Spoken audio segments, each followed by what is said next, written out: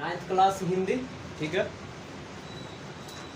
आज के कहानी में देखना है कुछ कहानी का प्लॉट। ठीक है, तो कहानी का प्लॉट में तुम लोग को जो देखना है कि कहानी के प्लॉट है जो किसके द्वारा लिखा गया है। बताओ कहानी के प्लॉट किसके द्वारा लिखा गया, इसके लेखक कौन है। सबसे पहला सवाल यही बनता है ऑब्जेक्टिव में हिंदी में कि बताइए यह जो कहानी लिखा गया है किस लेखक के द्वारा या किस कवि के द्वारा लिखा गया है। ठीक है, तो यह जो कवि है इनका नाम है शिवपूजन सहाय जो लिखे हैं कहानी का प्लॉट। ठीक है, तो शिवपूजन सहाय के बारे में सबसे पहले जान लो कि शिवपूजन सहाय का जन्म कब हुआ था। तो इनका जो जन्म हुआ था कब हुआ था, तो 1893 में जन्म हुआ था। शिवपूजन सहाय का जन्म कब हुआ था, 1893 ईस्वी में इनका है जो जन्म हुआ था। कहाँ, तो उनबास एक बक्सर जिला में गांव है, वहां पर है जो शिवपूजन सहाय का क्या होता है, जन्म होता है। ठीक है, उनका बचपन के नाम बहुत बार पूछता है, बचपन के नाम। तो शिवपूजन सहाय के बचपन का नाम पूछे तो शिवपूजन सहाय के बचपन का नाम क्या है, भोलानाथ। और नाथ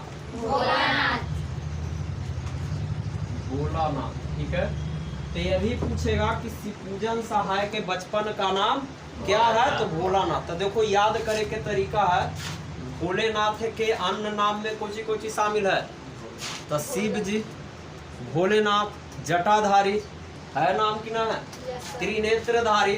तो दोनों नाम सेम है, कुछ भोलानाथ और कुछ शिवपूजन सहाय, यानी कि इनका दोनों नाम याद रखना कि जो शिवपूजन सहाय के बचपन का नाम है क्या है, भोलानाथ है। ठीक है, यह है जो 10वीं के परीक्षा पास करने के बाद है जो बनारस में है, वहां में इन्होंने अदालती में काम शुरू किया था। ठीक है, अदालत में काम यानी कहने का मतलब कोर्ट में इन्होंने काम किया, किसमें, तो नकल नवीस के रूप में। एक होता है वहाँ नकल नवीस करके होता है, कोर्ट में अगर कभी जाओगे तो उसमें इन्होंने क्या किया था, काम किया था। और वहाँ से इन्होंने नौकरी छोड़कर है जो एक टीचर का भी काम किया, यानी कि अध्यापक भी ये क्या किए थे, अध्यापक भी बन गए थे। उसी समय है जो हुआ था असहयोग आंदोलन। कौन सा आंदोलन हुआ था, असहयोग आंदोलन।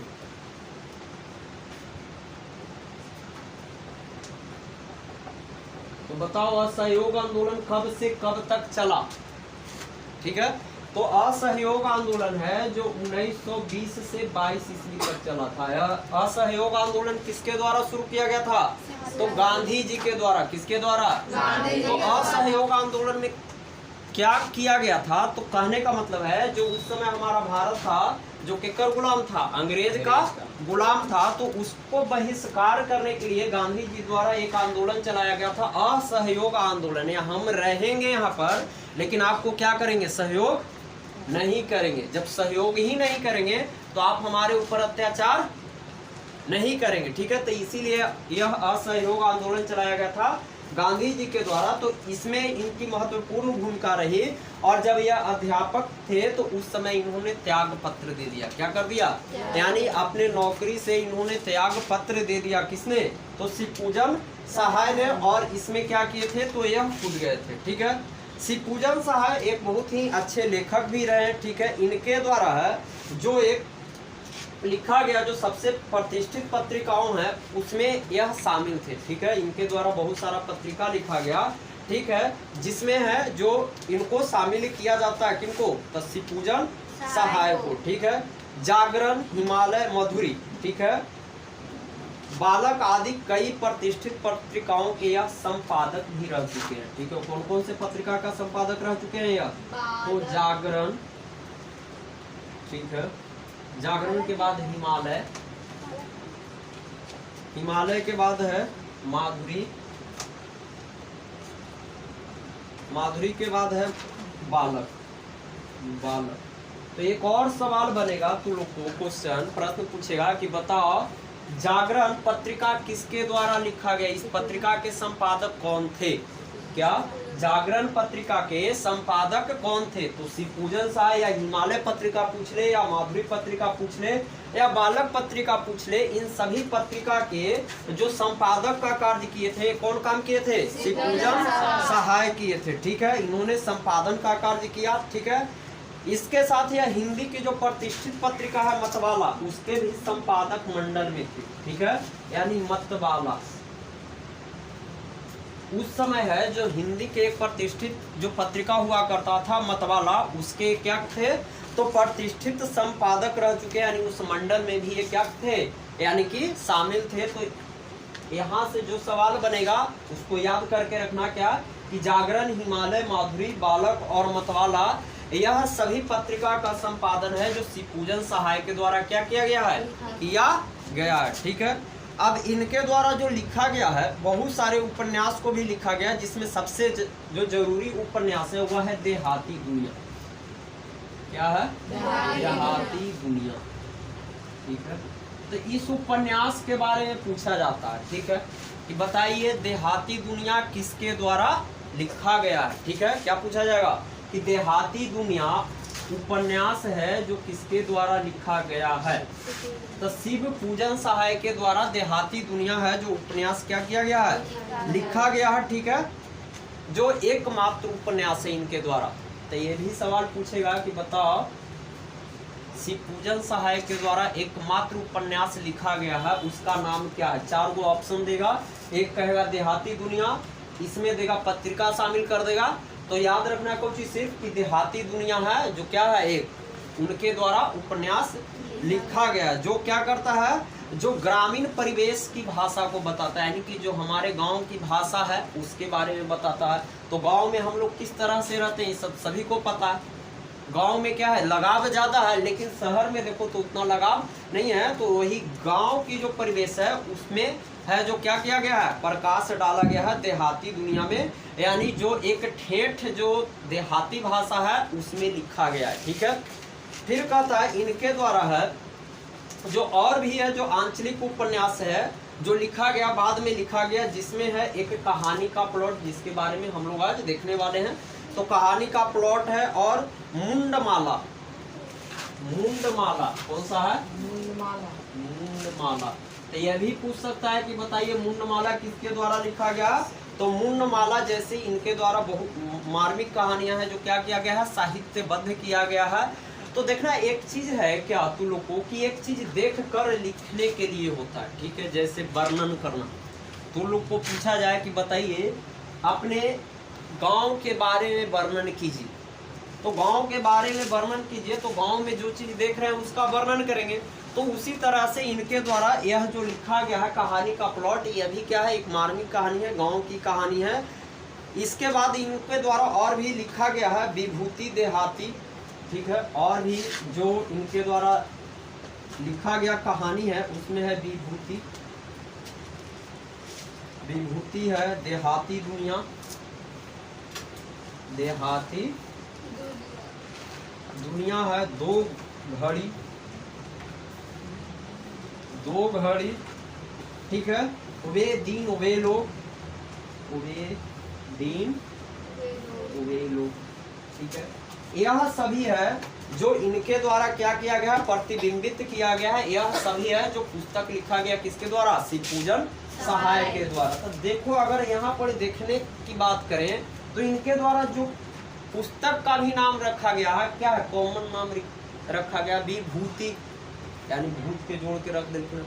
विभूति कहने का मतलब है वैसे आदमी जो क्या है धरोहर स्वरूप, जिनको क्या किया जाता है, याद रखा जाता है। देहाती दुनिया कोई नाम है, लेकिन यहाँ क्या देहाती दुनिया नाम कितना कॉमन नाम रखा गया, यानी देहाती दुनिया से हम लोग पता कर सकते हैं कि ये इसमें जो कहानी है वो किसके बारे में लिखा गया होगा, यानी कि अपने गांव के बारे में लिखा गया होगा। फिर दो घड़ी, ठीक है, एक गाना भी है सबको याद है। ठीक है, तो दो घड़ी कहने का मतलब है जो समय का अंतराल है, समय के बारे में बताया गया है। जैसे तुम लोग कहता है 5 मिनट में आ गई थी, 2 मिनट में आ रहे हैं, 2 मिनट के अगर कुछ हो जाए 200 मिनट हो जाए, 200 मिनट हो जाता है, घंटा में भी दिनों में बदल जाता। ठीक है, लेकिन अभी आ रहा है, तो वही कहा गया है दो घड़ी जो इनके द्वारा लिखा गया क्या है, पुस्तक है। फिर कहता है वे दीन वे लोग, वे दीन और वे लोग। तो जैसे अभी अगर तुमको बुढ़ारी में पूछा जाए कि बताओ अपने दोस्त का नाम बताइए, आप याद कीजिए कि जिस समय आप पढ़ने जाते थे तो क्या क्या करते थे, तो उन सभी के बारे में है जो पूछा जाएगा। तो तुमको कुछ याद आएगा कि जाहली ट्रेन से जाहली पढ़ी है, जाहली तो बेंचे पर सूत रही, बहुत सारा अभी सोया हुआ है ना, याद कर रहे तो नहीं याद करके जाहली गोली करा ली, 2 घंटा पिटा के बैठ जाने। तो वही करा वे दीन वे लोग, ठीक है। हमारे साथ बहुत सारे लोग इस समय क्या हैं, जुड़े हुए हैं, ठीक है। तो अपने जो जीवन का समय है सबसे ज्यादा व्यतीत कहाँ करते हैं, अपने घर में, ठीक है। अपने दोस्तों के साथ व्यतीत करते हैं, क्रिकेट खेलने के लिए चले जाते हैं, इधर ध्यान दो, ठीक है। तो वे दिन वे लोग से सीधा याद हो जाएगा कुछ, यानी जिस समय हम लोग पढ़ते थे उस समय क्या क्या करते थे, जिस समय तू लोग पढ़ रहा है उस समय क्या क्या कर रहा है, ये सभी है जो किसके द्वारा लिखा गया है, पुस्तक। तो शिवपूजन सहाय के द्वारा लिखा गया, ठीक है। कहता है पुस्तक में सैकड़ों निबंध का भी कार्य किया है। निबंध लेखन, निबंध लिखेला आता है 9th में 10th में कि निबंध लिखिए, तो निबंध लेखन का भी इनके द्वारा काम किया गया। और समय समय पर है जो पत्र पत्रिकाओं का भी संग्रह किया गया और इनके द्वारा प्रकाशित किया गया और संकलित किया गया, ठीक है। अलग अलग तरह के पत्र पत्रिका जो भी है इनके द्वारा क्या किया गया, संग्रह करके है जो संकलित किया गया है, किनके द्वारा, शिवपूजन सहाय के द्वारा, ठीक है। उनकी रचनाओं का संकलन है, यानी शिवपूजन सहाय के जो रचना का संकलन है, अगर सबको एक साथ पढ़ना चाहता है तो शिवपूजन रत्नावली के नाम से जाना जाता है। तो अगर ऑब्जेक्टिव में सवाल पूछे कि बताइए शिवपूजन सहाय के जो रचना का संकलन है किस नाम से जाना जाता है, तो शिवपूजन रत्नावली, ठीक है। और इसको 4 भाग में बांटा गया। शिवपूजन रत्नावली को कितने भाग में बांटा गया है, 4 भाग में बांटा गया है। और यह जो पुस्तक प्रकाशित होता है, यह प्रकाशित होता है बिहार राष्ट्र भाषा परिषद पटना के द्वारा, ठीक है। तो यह भी सवाल पूछा जाएगा कि बताइए शिवपूजन रत्नावली पुस्तक है जो किसके द्वारा प्रकाशित किया जाता है, शिवपूजन रत्नावली पुस्तक किसके द्वारा प्रकाशित किया जाता है, तो बिहार राष्ट्र भाषा परिषद पटना के द्वारा है जो यह पुस्तक को क्या किया जाता है, प्रकाशित किया जाता है। तो जो कहानी का प्लॉट है इसमें किसके बारे में बताया गया है, चले उसके बारे में अब देखते हैं।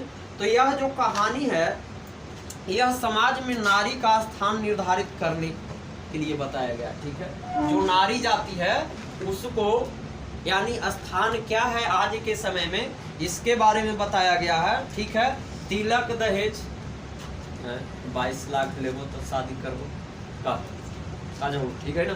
तो कहने का मतलब है, या फिर कोई चीज 4 चक्का लेबो, यानी जो आदमी जैसा है, ए पीछे क्या कर रहा है, सो गया,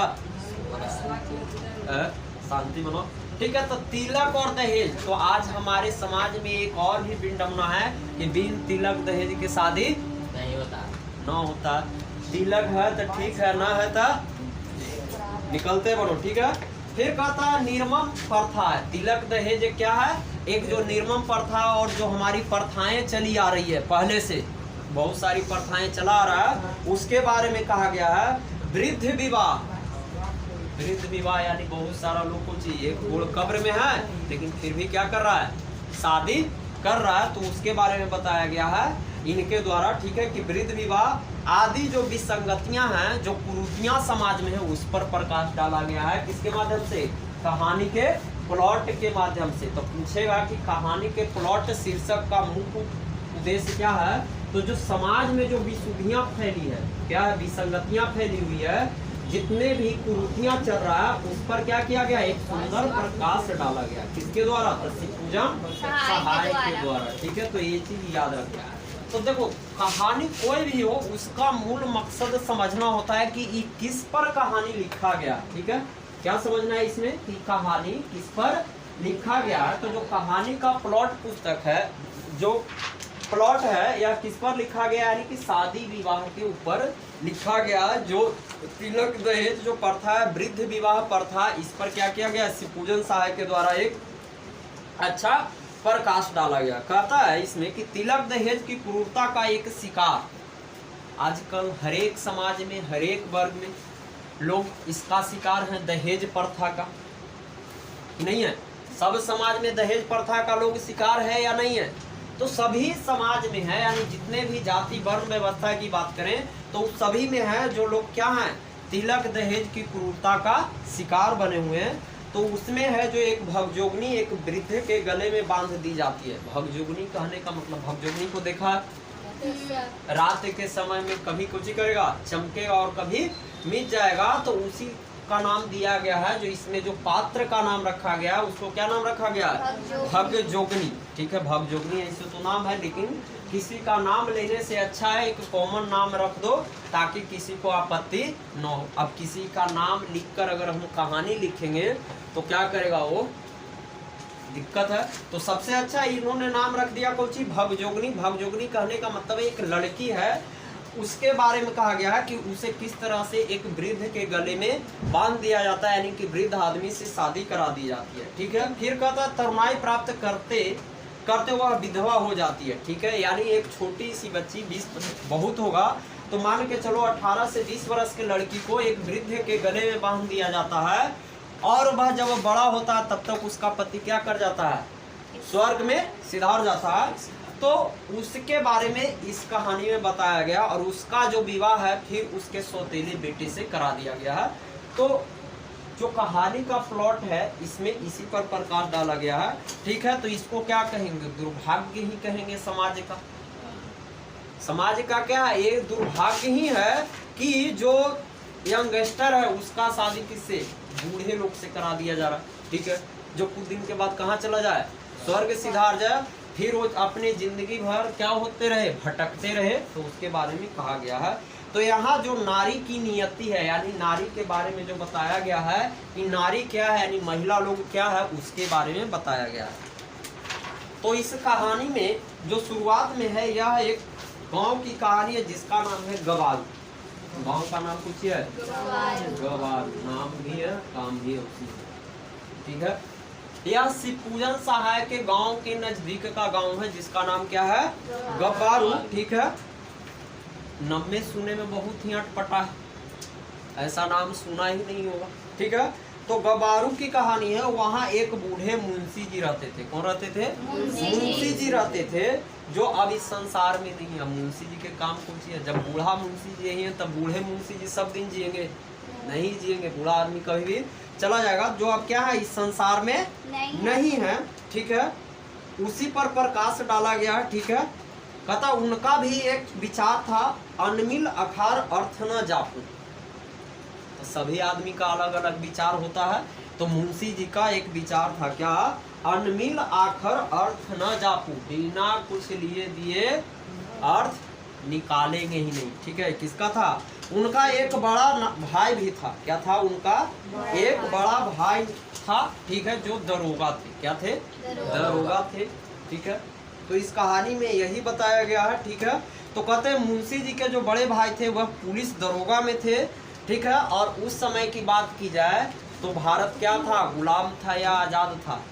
गुलाम भारत था। यह कहानी कब लिखा गया है? यानी गुलाम भारत में लिखा गया है। तो उस समय भी दरोगा हुआ करता था, आज भी क्या है? दरोगा। तो दरोगा का अर्थ होता है कौन सी? रो के द या गा के द, लेकिन द। ठीक है, तो देखना दरोगा के अगर ना भी पेमेंट दो तो कौन सी यूज करेगा? चरचक्का से तो चलबे करेगा। ठीक है, काहे कि कौन सी तो दे रहा है, रोक के दे रहा है या तो फिर गा के दे रहा है, पैसा तो दे ही रहा है। तो वही कह रहा है कि दरोगा जी थे जो उस समय क्या थे, यानी उनकी भाई थे। जितनी आज धर्म शास्त्र के मर्म जानने वाले लोग थे उस समय उतना है जो क्या था? दरोगा की संख्या था। अंग्रेज के समय में आज धर्म के बारे में क्या वो जान रहा है? धर्म के बारे में जान रहा है, धर्म शास्त्र के बारे में जान रहा है। क्या वो आदमी है जिसको धर्म शास्त्र के बारे में अच्छा तरीका से जानकारी है? उसी तरह से है जो उस समय क्या था? गिनल चुनल दरोगा था। ठीक है, यानी एकाध गांव में एकाध को मिल गया, नहीं भी मिला तो वही कर रहा है कि उतनी ही संख्या जितनी आज धर्म शास्त्र में मर्म जानने वाले थे। इसीलिए उर्दूदाद लोग ऊंचे ऊंचे ओहदे पर थे। लेकिन उस समय जिस समय अंग्रेज का जमाना था, तो कहता है जो लोग उर्दू बोलते थे, जी उर्दू भाषा पर जिसका अच्छा पकड़ था, इधर शांति बना के सुनो, तो वह ऊंचे ऊंचे ओहदे, कहने का मतलब ऊंचे ऊंचे पोस्ट पर क्या थे, बैठे हुए थे। आज कुछ है, आज जो उर्दू न जान रहा है उनका पोस्ट पर कहीं दिख रहा है। आज कौन चीज जानना जरूरी है, आज के समय में अंग्रेजी जानना जरूरी है। इंग्लिश जब आएगा तो ऊंचे ऊंचे पोस्ट पर क्या कर सकते हो, जा सकते हो। तो उस समय भी क्या था, जो लोग उर्दू अच्छा खासा जानते थे वो क्या थे, यानी ऊंचे ऊंचे पोस्ट पर बैठे हुए थे। दरोगा जी ने 8-10 पैसे का करीम खाली काबरी पढ़कर जितना रुपया कमाया था, उतना आज कॉलेज और अदालत की लाइब्रेरी चाटकर वकील होने वाले भी नहीं कमाते। इसका मतलब आया समझ में।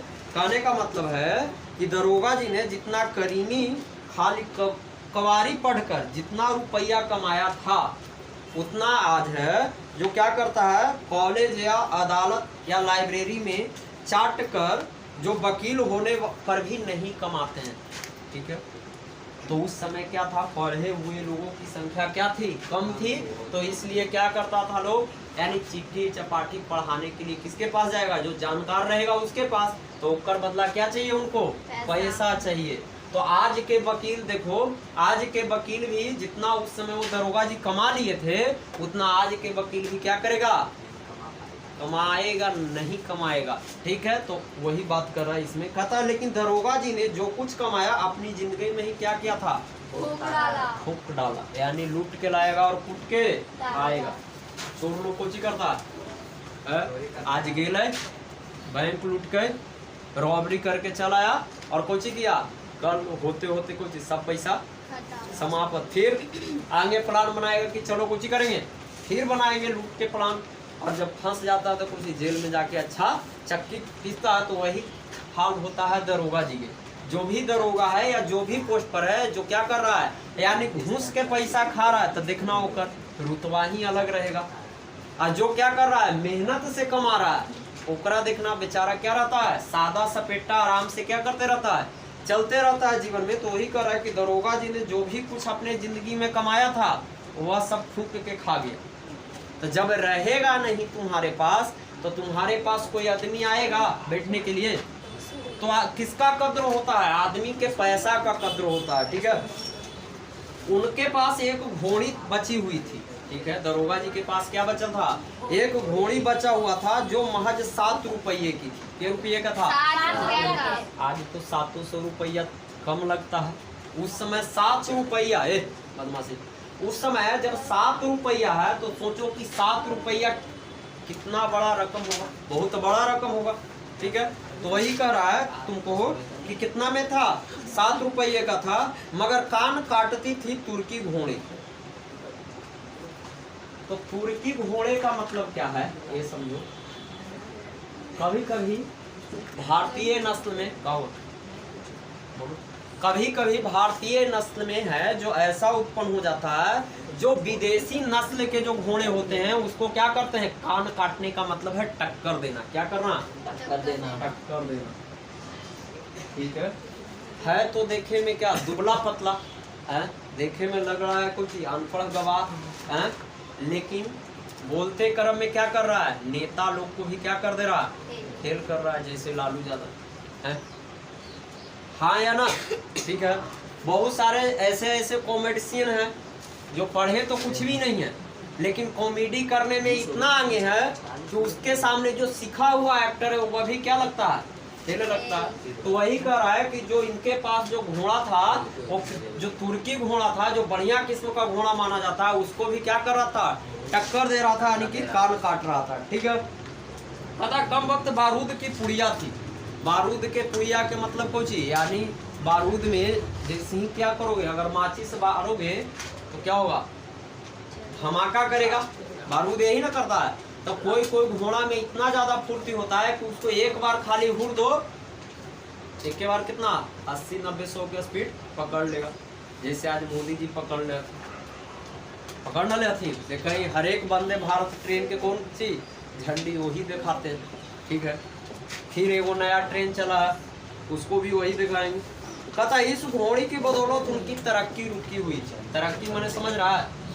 अब तुम्हारे पास जब बढ़िया सामान रहेगा और किसी के दिमाग में वो चीज खटक रहा है कि ओकरा भी न रहते चीज हमरा भी रहते है, और तू उसको न देगा और वहीं से रास्ता गुजरा है तो तुमको तो जाने ही नहीं देगा ऊपर। दरोगा जी अपने हट लीला आलखी और उनकर जो अधिकारी था ऊपर वाला वो भी सोच रहा था कुछ कि दरोगा जी वाला घोड़ा हमरा मिल जाता तो इनको हम क्या करते, प्रमोशन कर देते। और दरोगा जी सोच रहे कि भले प्रमोशन होवे चाहे न होवे लेकिन घोड़ा तो हम नहीं देंगे। वही कहानी है इसमें।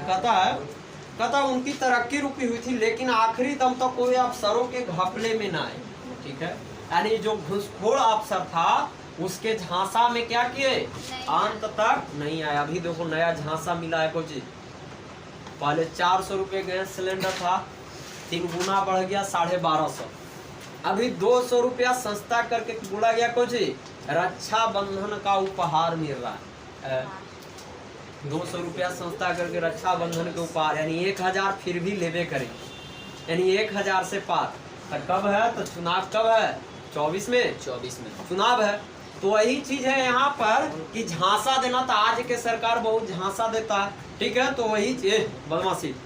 तो कहता है कि ये क्या है, यानी कि जो अफसर था उसके बात में ना आए तो इनका क्या रहा, तरक्की वहीं के वहीं रुका रहा। बेचारा दरोगा थे और दरोगा ही रह के मर भी गए, काम खत्म दरोगा जी। ठीक है, कहता है कि वह क्या थे, बहुत ही काबिल और मेहनती, ईमानदार और चालाक और दिलेर और मुस्तैद आदमी थे। ठीक है, यानी सब तरह से वो आदमी क्या था, ठीक था। यानी जो कह दो सब सही है। जैसे मोदी जी कह देते कुछ पूरे भारत में कुछ IIM खुलर है लेकिन धरातल पर एक भी नहीं है। कहता है वे दरोगा के दरोगा ही रह गए सिर्फ घोड़ी की मोहब्बत से। लास्ट में कुछ दरोगा के दरोगा ही रह गए यूं प्यारा वस्तु के क्या है, जब जितना ज्यादा प्यारा वस्तु रहेगा उतना ही ज्यादा कुछ रहेगा, दुखदायी रहेगा। अगर वो चीज न रहता दरोगा जी भी तो बेचारा वो भी ऑफिसर बन जाता। अब वही के कारण क्या हो गया, यानी दरोगा के दरोगा रह गए। तो ज्यादा सुंदरता भी क्या है, काल के समान है। अगर सीता जी न सुंदर रहते तो रावण नहीं देते, सीधी सी बात है। अगर ज्यादा सीता जी न सुंदर रहता तो रावण ले जाता, क्योंकि उसकी भी पत्नी बहुत सुंदर थी। तो वही कह रहा है कि ज्यादा अगर सुंदरता भी क्या है, एक तरह से काल है। तक किसी से अगर ज्यादा प्यार करोगे तो लास्ट में कहाँ जाना पड़ेगा, शमशान घाट। कर पहले कोई उपाय नहीं है। कहता किंतु घोड़ी ने भी उनका इस मोहब्बत का अच्छा नतीजा दिया। कोई क्या होता है, तो जानवर क्या है, बेजुबान है। अगर उससे जितना प्यार से उससे बात करोगे, यानी कि जितना प्यार से उसको रखोगे उतना ही तुमको भी क्या करेगा, प्यार करेगा। ठीक है, देखना कोई घर में जैसे हम लोग के यहाँ जानवर होता है तो जो हमेशा खाना पाना देगा ना तो उसको नहीं मारेगा, उसको दूर से देखते ही कुछ चिल्लाना शुरू कर देगा। लेकिन जान रही है, ठीक है, तो जो उससे ज्यादा क्या करता है, दुलार करता है, देखना उसको क्या करता है, दूरे से चाहता है। ये जानवर में भी प्राकृतिक है। ठीक है, या घर में अगर कोई छोटा बच्चा है एकदम तन्नी वो और रोज एक को चॉकलेट दो, तो जब तक ना आएगा तब तक वो कुछ रहेगा, जग्गर रहेगा। अगर सो भी गया है, अगर एक बोली बोल दो तो उठ के बैठ जाएगा। तो सबको क्या चाहिए, दुलार चाहिए। तो वही कह रहा है कि क्या था, उसका नतीजा अच्छा मिला। देख रहे ज्यादा अगर दुलार में बेटा बेटी रहे तो ज्यादा नतीजा बढ़िया दे, आया ना। अगर ज्यादा दुलार में, जैसे झगड़ू ज्यादा दुलार में रहते नतीजा अच्छा देते का झगड़ू है कि ना। तो वही कह रहा है कि नतीजा अच्छा दिखाया। उनके मरने के बाद खूब धूमधाम से उनका श्राद्ध किया गया। तो दरोगा जी मारथिन तो ऐसी करते ले गए ऐसी जात दली ना बढ़िया से श्राद्ध कार्यक्रम होना चाहिए। तो देखना पैसा वाला आदमी कितनो अगर रहे खराब तो देखना ओकरा लगी कौन चीज ढोल पिटते ले जाता है। कोई के अगर मामा या दादा मर गए तो जिंदा में तो खाए ला ना बढ़िया से दे है, लेकिन मरला के बाद कौन चीज खूब दम मालिश करे बढ़िया से कि लाजे भर है ना। आज के बाद तो फिर नहीं है, और बाद कौन चीज ना करे तो अब यही ना लास्ट थी लाही दूगो बजवा कर दी तुम देखे आओ शांति बनो। कहता नाव पर एक ब्राह्मण भी नहीं जमता। ठीक है, अगर दरोगा जी के नाम की बात करें तो दरोगा जी के नाम पर एक ब्राह्मण भी जमने वाला नहीं था। तो ब्राह्मण लोग भी क्या खोता है, पैसा खोता। खीरी के जाई थी तोरा श्राद्ध करावे नहीं, 2 बार बांधना थी, 10 दिन तोरा ही मंत्र फूका थी, हमसे को फूका थी ना। तो वही कह रहा है कि कोई ब्राह्मण भी नहीं जमता। एक गोरे अफसर ने हाथ, वो घोड़ा है जो हाथ लग गया और खासी रकम पर घोड़े को उसने क्या किया, दरोगा जी के भाई जो मुंशी था उसने बेच दिया। ठीक है, तो जब बढ़िया वस्तु रहेगा तो उसका मुनाफा भी अच्छा देगा। तो दरोगा जी ओकरा दुलार से रख ले रखी। दरोगा जी क्या किए थे, उसको दुलार मलार के रखे हुए थे, क्योंकि बढ़िया घोड़ा था जो तुर्की घोड़ा के भी कान काटता था। और उसी के चलते कुछ बेचारा के प्रमोशन भी नहीं हुआ, दरोगा के दरोगा बन के मर गए। तो कहता है बेचकर मुंशी जी ने अपने बड़े भाई का ऋणत हुए। ठीक है, यानी कि उनका श्राद्ध कार्यक्रम कर दिया और उनका जो बोझ है क्या किया, अब नहीं चल रहा है, उतार दिया। ठीक है, कहता दरोगा जी के जमाने में मुंशी जी ने भी खूब घी के दिए जलाए थे। ठीक है, अब दोनों को एक साथ बैठा दो, दरोगा जी और मुंशी जी, तो दरोगा कमा के लाएगा तो कितना देगा, मुंशी को देगा। अच्छा, तो अगर डायरेक्ट दरोगा भी जायला रहेगा तो सबसे पहले केकर पकड़ता है, ऊपर चापलूस के पकड़े पड़ता है, हाँ या ना। अगर तू लोग कॉलेज वॉलेज में जाता है तो जब डायरेक्ट प्रिंसिपल साहब से ना बात हुई तो सबसे पहले केरा पकड़े, चपरसिया के पकड़े।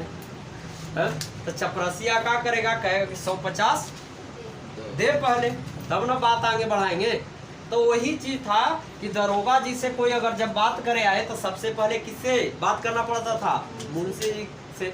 और मुंशी जी इधर से कमाई करते थे और दरोगा जी उधर से लाते थे, तो दोनों मिल के आराम से क्या करते थे, मिल बांट के खाते थे। तो कह रहा है वही कि उन्होंने भी खूब क्या किए थे, तो घी के दिया जलाए थे, गांजे में बढ़िया से बढ़िया इत्र मिलाकर पीते थे। ठीक है, देखना जिसका बाप के नौकरी रहेगा तो कर बेटा को गंजेड़ी भंगेड़ी दारू पीवा यही होता। ज्यादातर शौक में ऐसे बहुत कम होता है, लेकिन होता जरूर है, ड्रग्स लेगा। ठीक है, तो कहने का मतलब है कि मुंशी जी के भाई को हलखिन, दरोगा हलखिन, तो इनकर भाई के पैसा के कमी है, दरोगा जी ला के देवे खर्चा के हिसाब ले वाला है न। खूब गांजा भांग कुछ करते थे, पीते थे, अरे ड्रग्स लेते थे। कहता है गांजे की मिलाकर पीते थे, चिलम कभी ठंडी नहीं होने देते थे। गांव में ऐसा कहावत सुनना होगा। ठीक है, बहुत सारा लोग तुमको मिल जाएगा कोची गांव में कि अगर किसी का भाई क्या है तो दरोगा उरोगा है, तो देखना अगर भाई को ज्यादा क्या करेगा, दुलार मलार में रखेगा, तो उसके जो दोस्त लोग होंगे वो क्या कहेंगे, चल ना कहा तो भाई को है दरोगा है, तू नहीं है पढ़नी तक का होगा। तो उसी तरह से मुंशी जी का क्या करता था, मुंशी जी एक चिलिम गांजा पियलखिन, तब तक वो पी के गए दूसर का आके बैठ जाता था।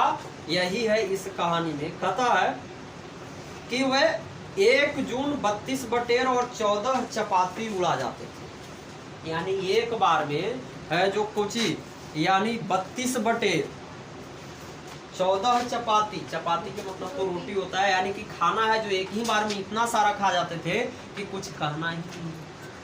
आया समझ में? वही है इसका कथा। नथुनी उतारने में तो दरोगा जी के भी बड़े भाई थे।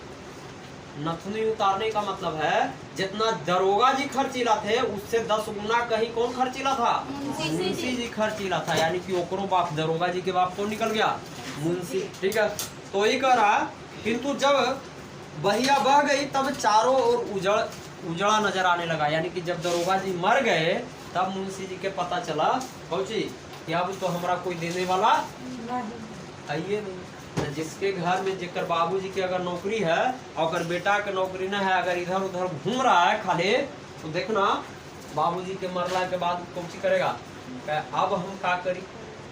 ठीक है, तो वही चीज यहाँ भी बताया गया है। ठीक है, कितना समय हो गया, समय हो गया। ठीक है, कहता वह अब सराह सराह कर मटर का सत्तू सरोपने लगे। ठीक है, जब पैसा ही नहीं रहेगा तुम्हारे पास तो कोई चीज नीमक पर भी आफत हो जाएगा, हाँ या ना। पैसा रहे तब ना काम हो भाई। तो जिस समय दरोगा जी थे उस समय मुंशी जी के पास भी क्या था, पैसा था। दरोगा जी मरे, मुंशी जी के पास भी काम खत्म। तो अब क्या पी रहे हैं, सत्तू पी रहे हैं। कौन, मुंशी जी पी रहे हैं। कहता है चपातियां चबाने वाले दांत अब चंद चने चबाकर दिन गुजारने लगे। तो जो जितना अभी आराम से जिसका दिन गुजर रहा है उतना ही कष्ट पूर्वक कब गुजरता है, बुढ़ारी के समय में गुजरता है। देखे छोटा बच्चा रहता तो ओरा सब कोई गोदी लेता, लेकिन बुढ़ारी में कोई किसी को गोदी लेता है, काहे वो ज्यादा भारी हो जाए। तो यही लगी कह रहे हैं कि सबसे पहले अपने ध्यान को रखो क्या कि जब मुंशी जी कौची हलखिन, दरोगा जी हलखिन तो खूब उड़ेलखिन एहू 10 गुना, दरोगा जी से 10 गुना मुंशी जी उड़ाए। अब जब बुढ़ारी आ गया, दरोगा जी चल बसे, तब मुंशी जी के कौची अब चना चबावे पड़ रहा, यानी कि जिंदगी और भी कठिन पूर्वक गुजर रहा। लोग साफ कहने लगे थानेदारी की कमाई और फूस का तापना दोनों बराबर है। इसका मतलब आया समझ में, थानेदारी की कमाई, थाना में रुपया देखो लोग जाता है दम दे देता है घोड़ा से, ठीक है। फूस का तापन कहने का मतलब है अगर पुआला को जलाओगे तो देखना जब तक वो जलेगा तब तक कुछ लगेगा, गर्म लगेगा, और जैसे ही जल के खत्म हो गया फिर वो भी काम खत्म। तो वही कहने का मतलब है कि थानेदार की कमाई और फूस का तापन दोनों का मान क्या है, बराबर है, ठीक है। कहता इसी तरह से उनका जीवन चलते गया, ठीक है। तो कहने का मतलब है इसका कि अमीरी की कब्र पर पनपी हुई गरीबी बड़ी जहरीली चीज है। जो अमीर आदमी था शुरू में, ठीक है, जिसका कहा जाता ना कि पांव तो जमीन पर पड़ता ही नहीं, इसका मतलब क्या है, वो कभी भी पैदल चलने वाला आदमी नहीं है। अगर उसको तू एकाएक पैदल चला दो धूपा में तो क्या करेगा, उससे बड़ा उसको दुख का सामना कहीं करना पड़ सकता है। तो जो सब दिन अमीर आदमी था अब ओरा चल रहा है, कुछ गरीबी से गुजारा करना पड़ रहा है, तो उसको पता भी चलेगा कि हम कैसे गुजारा करें, कोई पता नहीं चलेगा, ठीक है। तो यही कह रहा है कि अमीरी की कब्र पर पनपती हुई गरीबी बड़ी ही जहरीली चीज है। तो देखना लोग भी ताना देता है, नहीं देते हैं लोग ताना। अगर कभी इसका देखना है तो गांव में हमेशा देखो कुछ, जैसे किसी के यहाँ कोई खूब कमा रहा है तो गांव में जलने वाला भी लोग ज्यादा होता। अगर वो गलत तरीका से पैसा कमा रहा है और गलत तरीका से उपयोग भी कर रहा है तो और भी लोग जलते हैं। लेकिन जैसे ही वो सब पैसा खत्म हो जाता है और जब उसको मांगना पड़ता है तो देखना बहुत सारा लोग कहेगा का बहुत ऐठनी दहिया, अब ऐठनी भाग गलो। तो रस्सी क्या, रस्सी जल जाता है लेकिन उसका ऐठन छूटता है। तो यही चीज है कि जब किसी के पास जब ज्यादा धन दौलत हो जाता है तो क्या होता है, बहुत अत्यधिक अमीर हो जाता है तो अपना क्या दिखाता है, अमीर गिरी दिखाता है। गरीब लोग को क्या करता है, समझता है कुछ। अभी 4 चक्का वाला अगर रोड से जाते रहो, पानी रहे भरल तो क्या रहेगा, तुम्हारे ऊपर कीचड़ उछाल के क्या चल जाएगा, वो चला जाएगा। लेकिन जैसे ही वो कीचड़ उछाल के गए आगे मिल गया कुछ, चारों चक्का हो जाए पंक्चर ऊपर, तब वो आ जाएगा समझ में। अब उतरो और जाओ, लेके जाओ, बना के आओ, और वो 200-400 किलोमीटर दूर रहे पंक्चर दुकान, तब मजा आएगा। तब उसको भी पता चलेगा कि क्या होता है चलना। और तीसरा आदमी आए उसके ऊपर वो अगर कीचड़ उड़ा के चला जाए तब उसको समझ में आएगा। तो बहुत सारा कॉमेडी तो लोग देखता है कुछ कि आ रहा है गाड़ी वाला कीचड़ उड़ा के चला गया, तो वही कह रहा है कि ये बहुत ही क्या है, जहरीली चीज है। कहता है भगजोगनी चूंकि मुंशी जी की गरीबी में पैदा हुई थी। मुंशी जी के एक बेटी था जिसका नाम रखा गया कोची भगजोगनी, लेकिन उसका एक्चुअल नाम था जो भगजोगनी नहीं रखा गया, उसका नाम छिपाने के लिए ऐसा काम किया गया। तो पूछेगा कि बताओ भगजोगनी किसकी बेटी थी, मुंशी जी के बेटी थी, ठीक है, जो जन्मते ही माँ के दूध से वंचित हो गई, ठीक है। यानी जिस समय भगजोगनी का जन्म हुआ था उसी समय उसकी माँ क्या हुई थी, गुजर गई, ठीक है। तो दूध से वंचित हो गई थी, तो उसको क्या कहा जाता है गांव घर में? टूअर। क्या कहा जाता है? अगर साल 2 साल का ही बच्चा है, अगर उसका माता या पिता गुजर जाए तो उसको क्या कहा जाता है? टूअर के नाम से संबोधित किया जाता है कि बेचारा टूअर हो गए। तो जैसी भगजोगनी जन्म लिया, उसकी माता गुजर गई, यानी कि वो क्या हो गई? इसीलिए अभागिन तो अजहद थी, इसमें शक नहीं, पर सुंदरता में वह अंधेरे का दीपक। अंधेरे का दीपक के कहने का मतलब है, अगर पूरा रूम अंधार रहे और एक वस्तु रख दो हल्का चमकीला, तो क्या लगेगा कि पूरा रूम क्या है? प्रकाशमान है। तो जो भगजोगनी थी वो क्या था? बहुत ही सुंदर थी। कहने का मतलब, अब चारों तरफ कोयला के खदान से कुछ निकला है, हीरा। हीरा वही ना निकलता है, कोयला के खदाने से निकलता है। तो उनके गांव में उसके जैसा कोई लड़की नहीं था भगजोगनी के जैसा। तो रात में देखना, रात में भगजोगनी चमकता है ना, है? कहीं दूर दूर तक तुमको लाइट दिखाई नहीं देगा, लेकिन बगल में देखना एक भगजोगनी का लाइट जरूर दिखाई देगा कि बगल में तुम्हारे साथ क्या कर रहा है? चल रहा है। तो वही कर रहा है कि भगजोगनी क्या थी? अंधेरे में भी क्या थी? दीपक लग रही थी। ठीक है।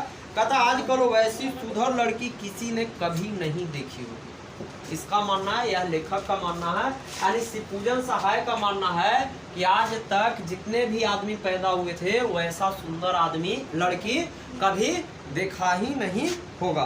कहता भाग्यवश मैंने उसे देख लिया। किसने देखा था? शिवपूजन सहाय ने देखा था। ठीक है, वही बात कर रहा है। कहता है जिस दिन पहले पहले उसे देखा होगा, करीब 11-12 बरस की थी। 11-12 वर्ष के बहुत बड़ा तो नहीं हो, सिंपल होगा। ठीक है। तो जिस समय शिवपूजन सहाय ने देखा था, उस समय क्या थी? 11-12 वर्ष की थी। पर एक और उसकी अनोखी सुघराई और दूसरी ओर उसकी दर्दनाक गरीबी देखकर सच कहता हूँ कलेजा कांप गया।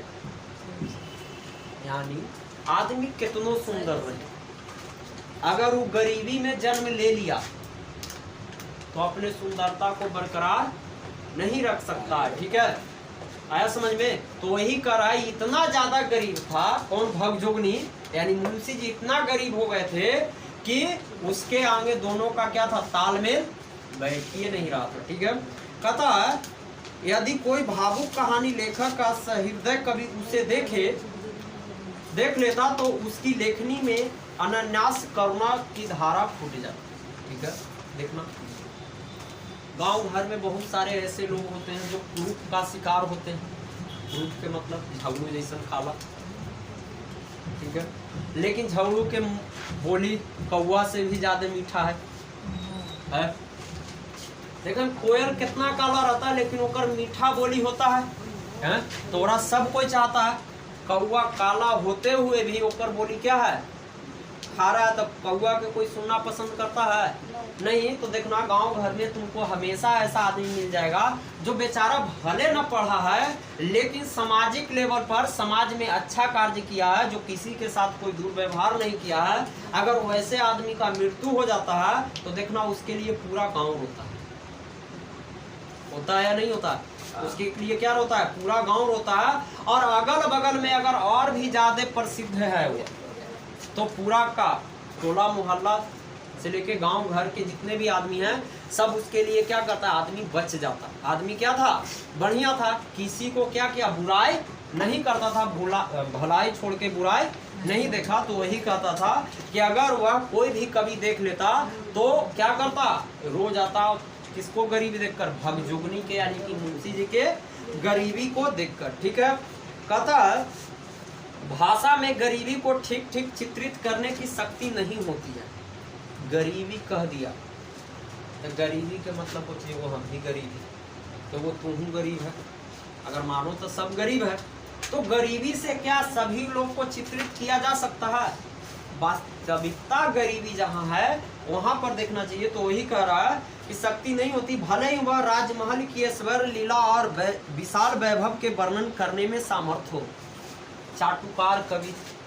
चाटुकार कवि कहने का मतलब है कि जो सब दिन देखले है महंगा महंगा चीज ओरा देखे में सस्ता, जो सब दिन अच्छा अच्छा खाना कहीं के 5 स्टार होटल में ओरा खियाही ठेला पर, वो खाएगा कभी? खाएगा कभी नहीं खाएगा। तो वही कह रहा है तुमको कि राजमहल की ऐश्वर्य लीला और विशाल वैभव के वर्णन करने में सामर्थ्य भले ही हो, लेकिन वो गरीबी को क्या कर सकता है, चित्रित नहीं कर सकता। इसका मतलब यही है, जैसे मोदी जी बोल रहे थे कुछ कि गरीबी के लिए हम काम कर रहे हैं, गरीब के लिए गरीबी हटाओ, लेकिन उनका कहने का मकसद क्या होता है, गरीब को हटाओ। ऐसा सिलेंडर तो मिल गया सभी को कि हाथ काला नहीं करना पड़ेगा, इको फ्रेंडली है, लेकिन क्या हो गया, रेट बढ़ा दिया गया ताकि कोई फिर से लोग क्या करें, चूल्हा चाकी फिर से फूके। ठीक है, अभी 200 रुपया जब सस्ता हुआ तो क्या कर दिया गया कि देखिए उपहार दिया गया। एक से तो अच्छा अमर पहले ही है। इसीलिए कहा जाता है कि गरीबी में पैदा होना कोई बड़ी बात नहीं है, लेकिन गरीबी में पैदा होकर गरीब बन के मर जाना सबसे बड़ी बात है। भले तू कभी ना पढ़ने गया है या ना पढ़ा है, लेकिन तुम्हारे अंदर वो बुद्धि होना चाहिए, वो चीज होना चाहिए जिससे क्या करे, समाज तुम्हारे ओर आकर्षित हो। आया समझ में, ये चीज होना चाहिए। अभी ना कि पढ़ उड़ ले ली, खूब पढ़ ले ली, अब बोले है हमारा नियत तो हो करे जाए थी, ऐसे करके तो क्या है, एक तरह से खराब बात है। तो वही चीज कर रहा है कि राजमहल में कितनों ऐश्वर्य मिल जाए, अगर उसको गरीबी में जीने के लिए कह दो तो उससे नहीं हो पाएगा। ठीक है, कहता बेचारी उस उम्र में भी कमर में सिर्फ एक पतला सा चिथड़ा लपेटे हुए था, यानी 12-14 बरस की जो लड़की है, एक छोटा सा कपड़ा पहने रहेगा, देखने में अपने आप क्या लगता है, खराब सा लगता है। ठीक है, तो वही कह रहा है, प्राकृतिक सुंदरता के लिए कृत्रिम श्रृंगार की जरूरत होती है। भले प्राकृतिक कितना सुंदर हमारा शरीर बना दे, लेकिन उसको और सुंदर दिखने के लिए किसका जरूरत होता है, कृत्रिम श्रृंगार का भी जरूरत होता है। तो हम लोग कृत्रिम श्रृंगार भी बनाते हैं। आदमी क्या नहीं करता है, आदमी कृत्रिम श्रृंगार भी बनाता है। वही कहता है, क्योंकि जंगल में पेड़ की छाल और फूल पत्तियों से सजकर शकुंतला जैसी सुंदर मालूम होती है, वैसे दुष्यंत के राजमहल में 16 श्रृंगार करके भी वह कभी न फबी। ठीक है, देखना प्राकृतिक सुंदरता। अभी सावन भादों का महीना, सगरों को हरियाली ही हरियाली है, तो देखें देखे में कितना लगे, बहुत ही सुंदर और आकर्षक लगता है। हाँ या ना, लगे कुछ कि देखित रही वही चीज। लेकिन वही कहने का मतलब है कि यही चीज राजमहल में कृत्रिम तरीका से लगाया जाए, कितनों सजा दिया जाए राजमहल को, प्राकृतिक को टक्कर दे सकता है।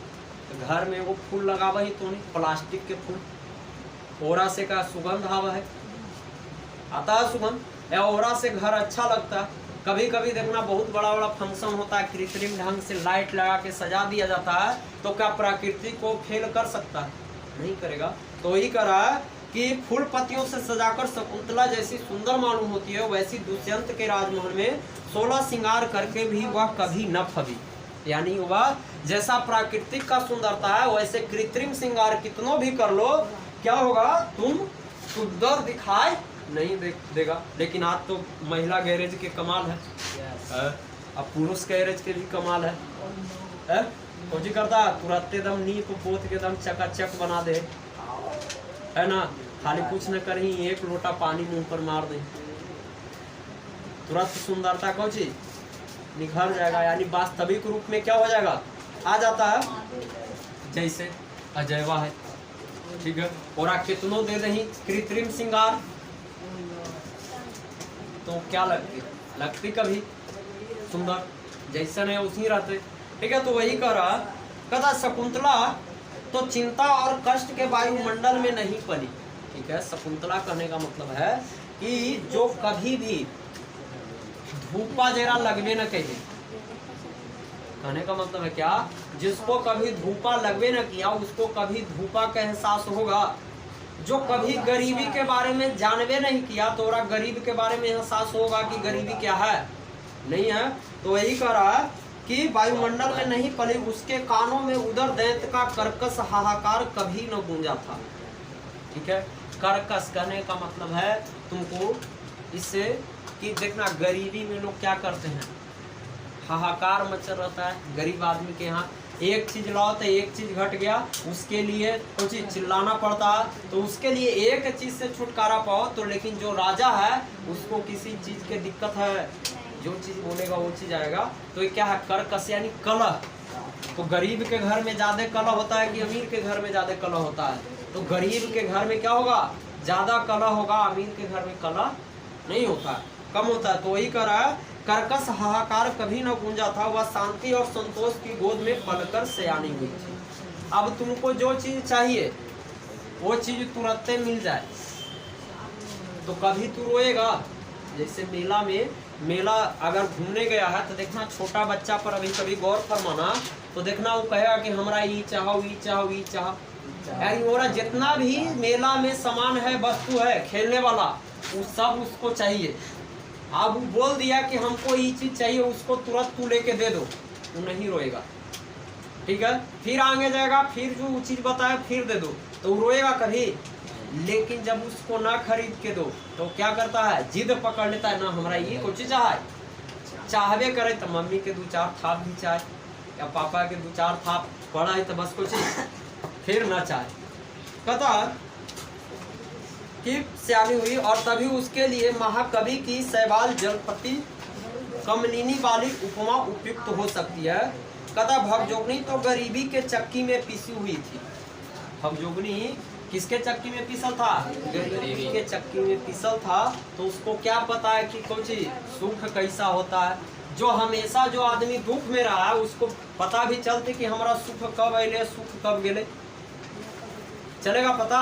लेकिन जो हमेशा जो मौज मस्ती से जिया है उसको एकाएक दुख आए तो उसको पता चलेगा कि हमारा भी कुछ आ गया, दुख आ गया। पता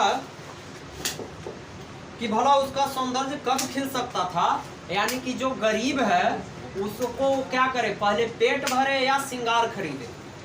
ये बताओ। पहले पेट भरेगा, जब पेट भर जाएगा तब क्या करता है आदमी, अपने शरीर को ढकता है, ठीक है। तो वही कर रहा है कि पहले पेट भरे या श्रृंगार करे। कहने का मतलब है कि सौंदर्य कब खिलता, जो गरीब है अगर वो कितना सुंदर है तो क्या जो एक कृत्रिम जो श्रृंगार है, जो कृत्रिम तरीका से सजल है, उसके आगे फीका नहीं लगेगा, फीका लगेगा, ठीक है। तो वही कह रहा है कि कब खिल सकता होगा। दाने दाने को तरसती रहती थी। कौन तरसती थी दाने दाने को? तो देखा ही शादी ब्याह हो तो कुछ मारे खाना खूब फेंकाता है? कभी वो खाना जो बनाता है वो चाहता है कि हमारे अगल बगल में भी कुछ लड़कन कुछ होगा भूखे सो रहा होगा। आजकल कुछ चला दिया, बम्फर सिस्टम चला दिया है। ओरा में जाता है, लेवे के 1 पूड़ी ले लेता है, 10 पूड़ी खाया खाया ठीक है, यही चीज होता है। लेकिन अगर वही चीज जो भूखा आदमी चला जाए उसमें, तो देखना उसको मार के कुछ करता है, भगा देता है। तो ये भी क्या एक समाज की विडंबना है। कहानी में यही सब चीज बताएगा। कहता है मुंशी जी जब रो रो कर अपना दुखड़ा सुनाने लगे तब कलेजा टूट टूट कर गया। क्या हो गया? यानी जब तुमको कोई आदमी अपना दुख सुनाएगा तो तुमको भी लगेगा कि बेचारा के सही में ज्यादा दुख है। तो वही चीज था कि जब शिवपूजन सहाय के मुंशी जी ने क्या सुनाया, दुख सुनाया, तो इनको क्या एहसास हुआ कि बेचारा सही में क्या है, गरीब है। क्या कहूँ बाबू साहब, पिछले दिन जब याद आते हैं तब गस आ जाता है। गस करने का मतलब गस्ती आ जाता है। जो सब दिन कुछ मौज मस्ती में जिया है, अब उसको एकाएक याद आएगा तो कुछ ही करेगा, रोबे ना करेगा है? उसको क्या आएगा, गस्ती आएगा। तो वही कर रहा है कि क्या कहूँ बाबू साहब, पिछले दिन को जब याद करता हूँ तो मुझे क्या आ जाता है, गस आ जाता है, ठीक है, यानी गस्ती आ जाता है। यह गरीबी की तीखी मार इस लड़की की वजह से और भी अखरती है, ठीक है। यह जो गरीबी था हमारा तक तो ठीक था कि हम तो मान लो कुछ दिन के और मेहमान हैं, लेकिन एक हमारी क्या है, बच्ची है, इसको लेकर क्या होता है और भी क्या होता है, अखर आता है। तब कोई भी माता पिता यही चाहता है कि हमारा बेटा या बेटी हो उसको शादी विवाह कर दे। हम भले गरीबी में जी लिए हैं लेकिन हमारा बेटा बेटी क्या करे, गरीबी में न जिए। ये सब के माता पिता चाहता है। वही चीज चाहते थे कौन, मुंशी जी भी चाहते थे क्या कि हम तो पहले कोई चीज खूब भोगवे किए थे, सुख भोगवे किए थे, लेकिन दरोगा जी मर गए, उसके बाद कोई चीज हम गरीब बन गए। लेकिन अगर यही चीज हम पहले से बचा के रखते तो आज ये स्थिति उत्पन्न होता, आज ये स्थिति उत्पन्न नहीं होता। और ऊपर से एक क्या है, हमारी बच्ची है जो क्या कर रही है, और भी हमको क्या कर रही है, अंदर ही अंदर खाए जा रही है। तो वही कह रहा, ठीक है। देखिए इसके सिर के बाल कैसे फुसक और गोरख धंधरी हो गई है। तो गोरख धंधरी कहने का मतलब है, अब जो कभी शरीर में तेल लगेबे न करेगा, पानी लिया निहा के चला आया, बाल में तेल लगेबे न किया, तो ऊपर ऐसे देखना मुड़ल मुड़ल सा बाल होता है, काला काला सा होता है ना। तो वही कहल जाता है गोरख धंधरी, यानी धुंधरा हो गया। भले वो लाख सुंदर है लेकिन ना रहने के कारण क्या हो गया, उसका बाल गोरख धंधरी हो गई है। ठीक है, घर में इसकी माँ होती तो कम से कम इसका सिर तो जुओं का अड्डा ना होता। जुओं का अड्डा यानी कि देखे बहुत सारा के माथा में कुछ रहे, ढीला रहे, तेरा ढील हमनी कहीं तो जेकर जेकर मम्मी रहती का करती ओकर साफ करित रहती, जेकर ना मम्मी रहती बगल वाला से साफ करवा ले कभी कभी। लेकिन जो अगर ना ध्यान देता है तो देखना ओकरा में से चूहेगा लगता है ना, चूहा है कभी कभी तो ढेर के माथा में कुछ हो जाता है, घाव हो जाता है, झील भरा रहता है इतना। तो वही कर रहा है, सोचिए कि जुओं का अड्डा न होता, मेरी आंखों की जोत अब ऐसी मंद पड़ गई है कि जुए सूझती नहीं है। अब बुढ़ारियों में तू सोच रही है कुछ कि हमारा ढील सूझ जाए तो सूझेगा नहीं सूझेगा। तो वही करा, तो आज भर इतना ही रखो, अगला बार इसको समाप्त कर देंगे।